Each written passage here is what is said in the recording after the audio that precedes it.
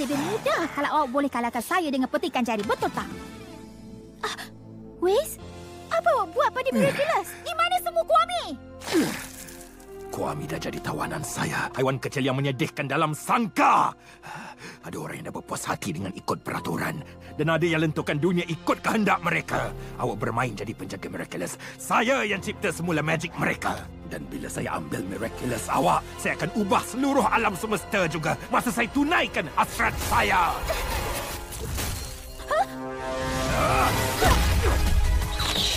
Takkan sakti! Jangan berani nak ubah dunia.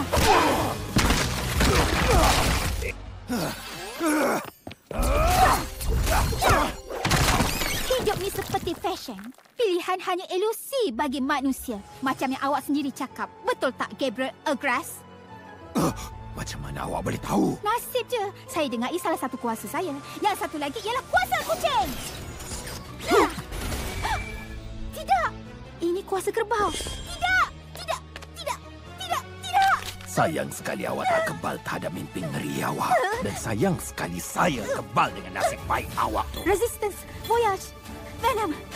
Mimpi ngeri saya ialah awak. Dan ia akan berhenti di sini. Kuasa kucing.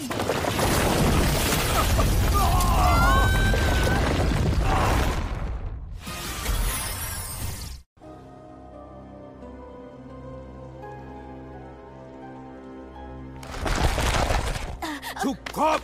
Bagi Miraculous awak supaya saya boleh tunaikan hajat saya. Jangan harap. Tak ada hajat yang berbaloi dengan harga yang dunia perlu bayar untuk puaskan keinginan awak tu.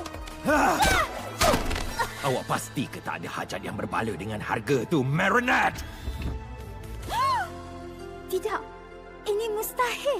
Saya nak isteri saya, Ibu Adrian, kembali kepada kami semula. Sebaik keluarga kami bersatu semula, kami dan Adrian akan jadi ikon abadi di dunia ni untuk selamanya. Dan kami akan berada di sini untuk saksikan kejayaan mereka nanti. Isteri awak kembali semula, Kagami dan Adrian ikon abadi. Berapa banyak nyawa yang awak akan hancurkan atas nama impian awak tu? Sebanyak mana yang diperlukan. Untuk kembalikan Emily, orang lain perlu hilangkan diri. Untuk sembuhkan luka yang Cat Noir berikan pada saya dulu, orang lain yang perlu dicederakan. Orang lain? Tapi siapa? Sesiapa pun. Cuma kami yang penting. Macam mana dengan awak, Marinette? Bukankah awak sanggup untuk korbankan nyawa demi kebahagiaan Adrian? Awak betul-betul fikir itu yang dia nak? Apa perasaan dia bila tahu ayahnya dah jadi penjahat? Dia sanggup korbankan nyawa orang lain yang tak bersalah. Adrian pun akan buat benda yang sama. Tidak! Tak macam awak, Adrian dah pun terima kenyataan. Dia tak hidup di masa lalu. Masa depan dia memang sangat cerah. Awak pasti tahu kalau awak cuba ambil tahu. Tapi hakikatnya, Adrian tak bermakna untuk awak lagi. Awak kurung dia dalam rumah. Kurung dia dalam cincin alliance.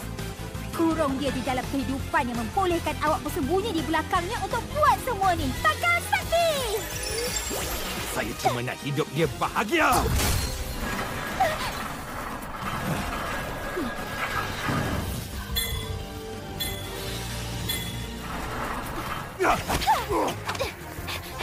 Kembali ke sini, pengecut!